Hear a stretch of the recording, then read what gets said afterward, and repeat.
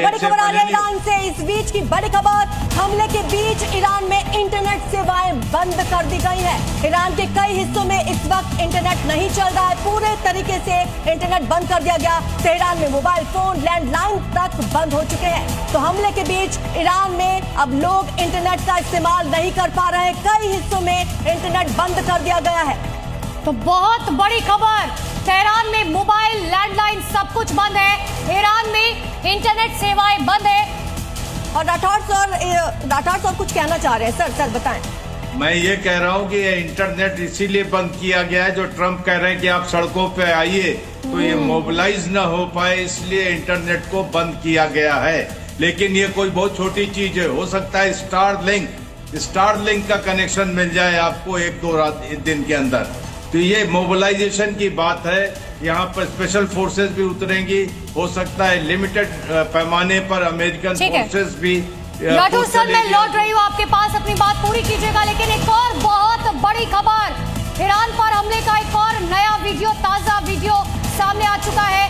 बुशहर शहर पर अटैक किया गया, ईरान के तमाम शहरों पर अटैक किया गया। इजराइल ने बुशहर में एयर स्ट्राइक की है, दनादन एयर स्ट्राइक की गई। तो ईरानी न्यूक्लियर साइट है ये बुशहर में, जहां पर यह अटैक किया गया इजराइल की तरफ से। ये देखिए, ये एक्सक्लूसिव तस्वीरें जी न्यूज पर आप देख रहे हैं, और सिर्फ जी न्यूज ये तस्वीरें आपको दिखा रहा है बुशहर शहर पर किस तरीके से अटैक किया गया है। और बताया ये जा रहा है कि यहाँ पर भी न्यूक्लियर साइट को टारगेट किया गया है। अमेरिका के अधिकारी ने भी बड़ा बयान दिया है। आपको बता दें, वीडियो जिसके लगातार सामने आ रहे हैं, कहा यह जा रहा है कि युद्ध लंबा चल सकता है, क्योंकि अलग अलग शहरों पर अलग अलग न्यूक्लियर साइट्स को टारगेट किया जा रहा है।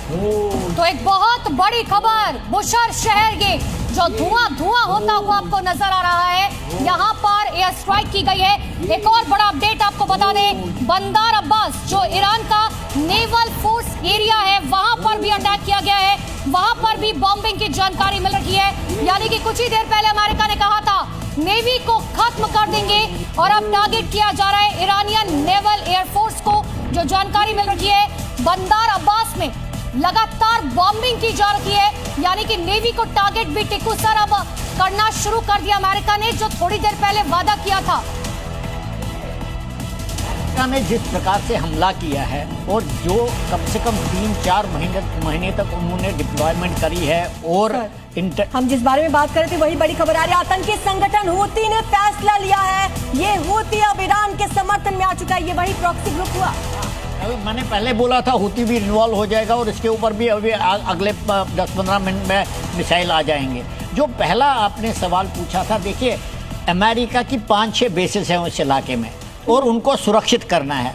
ईरान के पास पर्शियन गल्फ में और उस हूती के इलाके में कुछ शिप्स हैं, छोटे मोटे हैं, और उनके पास मिसाइल्स हैं जो अमेरिकन बेसिस जो हैं बहरीन में, कुवैत में, कतर में, उनको टारगेट करने की कोशिश करेंगे। लेकिन मैं ये बताना चाहता हूँ कि इतना सप्रेसिव फायर होगा, इतना ज़बरदस्त सप्रेसिव फायर, उनको मौका नहीं दिया जाएगा मिसाइल उड़ाने का, क्योंकि अमेरिका के ट्रूप्स इतने ज़्यादा है वहाँ पर, बहुत नुकसान हो सकता है उनको। दूसरी बात मैं ये कहना चाहता हूँ, मुझे नहीं लगता कि इजराइल और अमेरिका ग्राउंड ट्रूप्स कमिट करेगा। हाँ, जैसे कर्नल राठौर साहब बता रहे थे, कुछ छोटे मोटे दस्ते। मैं आपसे एक बात समझना चाह रही हूँ, आप कह रहे हैं कि अमेरिका ऐसा होने नहीं देगा, लेकिन ऐसा नहीं है कि ईरान को इस बात जानकारी नहीं थी कि अमेरिका हमला नहीं करेगा। तैयारी तो ईरान ने भी की होगी कि अगर हमला हुआ तो हम भी, जैसा हमने वादा किया था कि हम उनके एयरबेस पर हमले करेंगे। नहीं, हम भी यही सोच